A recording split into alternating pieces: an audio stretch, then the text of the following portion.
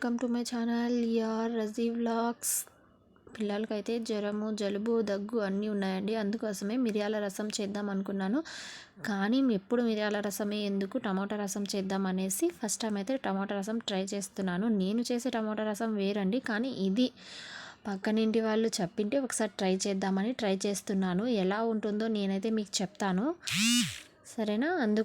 దీనికోసం అయితే కొంచెం చింతపండు అయితే తీసుకొని నీళ్ళలో నానబెట్టుకోవాలా. ఇంకా ఉడుకు నీళ్ళలో అయితే ఇంకా కొంచెం జల్దీ నానుతుందండి. అలాగే 4-5 టమోటాలు అయితే తీసుకొని వాటిని సన్నగా కట్ చేసేసి 1లో 4 పీసెస్ లేదా 2 పీసెస్ అలా కట్ చేసేసి మిక్సీ జార్కి అయితే వేసేయాలండి. మిక్సీ జార్కి వేసేసినాక అది మొత్తం స్మాష్ అయిన తర్వాత మనం ఒక బౌల్ తీసుకొని ఆ బౌల్లో చింతపండు నానేసి ఉంటాం కదా, అదే చింతపండు దాంట్లో ఈ మిక్సీ వేసి బాగా స్మాష్ చేసేసి దాని గుజ్జు అంతా తీసేసి ఇలా ఒక దాంట్లో పక్కన పెట్టుకోవాలండి.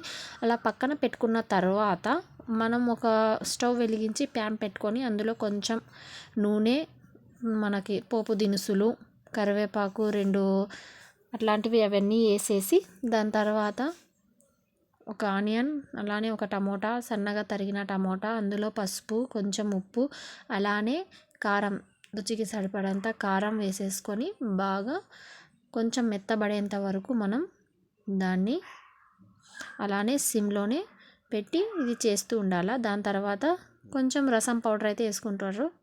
చాలామంది ఇంట్లోనే రసం పౌడర్ అయితే తయారు చేసుకుంటారు. ఇప్పుడు నేను ఎమర్జెన్సీ కోసం అర్జెంట్ అనేసి ఈ రసం ప్యాకెట్ అయితే వేసినానండి. ఇది బాగా ఫ్రై అయిన తర్వాత ఇందులో మనం టమాటా గుజ్జు అలానే చింతపండు రసం అయితే తీసి పక్కన పెట్టుకుంటాం కదా, అది అందులోకి వేసేసి బాగా ఉడకబెట్టేసి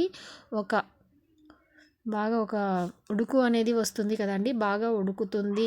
అప్పుడే మనకు స్మెల్ అనేది తెలుస్తుంది. అలా వచ్చినప్పుడు కొంచెం ఒక 5 మినిట్స్ లేదా 2 మినిట్స్లా సిమ్లో పెట్టేసి తీసేస్తే వేడి వేడి టమోటా రసం అయితే రెడీ అయిపోయింది. ఇప్పుడు మా పిల్లలు అయితే తినిపించేస్తానండి, సరేనా?